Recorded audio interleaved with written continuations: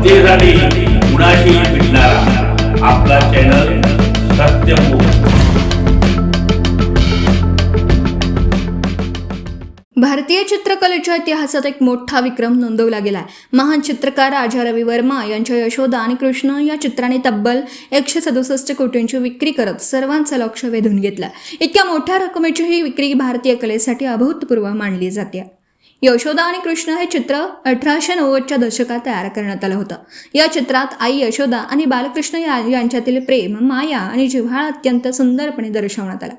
त्यामुळे हे चित्र केवळ कलाकृती नसून भारतीय संस्कृतीचा एक भावनिक आणि जिवंत भाग मानला जातो। हे चित्र मुंबईत झालेल्या सॅफ्रॉन आर्ट ॲक्शनमध्ये विकलं गेलं।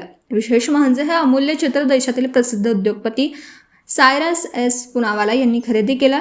या विक्रीमुळे भारतीय आर्ट मार्केटला मोठा बूस्ट मिळाला असून आंतरराष्ट्रीय स्तरावरही भारतीय चित्रकलेची किंमत वाढल्याचं स्पष्ट झालं। या लिलावात या चित्राची किंमत सुरुवातीला कमी अपेक्षित होती, मात्र बोली वाढत जाऊन ती थेट 167 कोटींवर पोहोचली।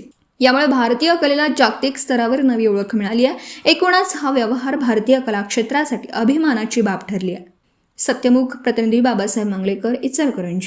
जनतेसाठी कुणाशीही भेटणारा आपला सत्यमुख। लाईक करा, शेअर करा आणि बेल आयकॉन ऑन करा। मित्रांनो, विसरू नका।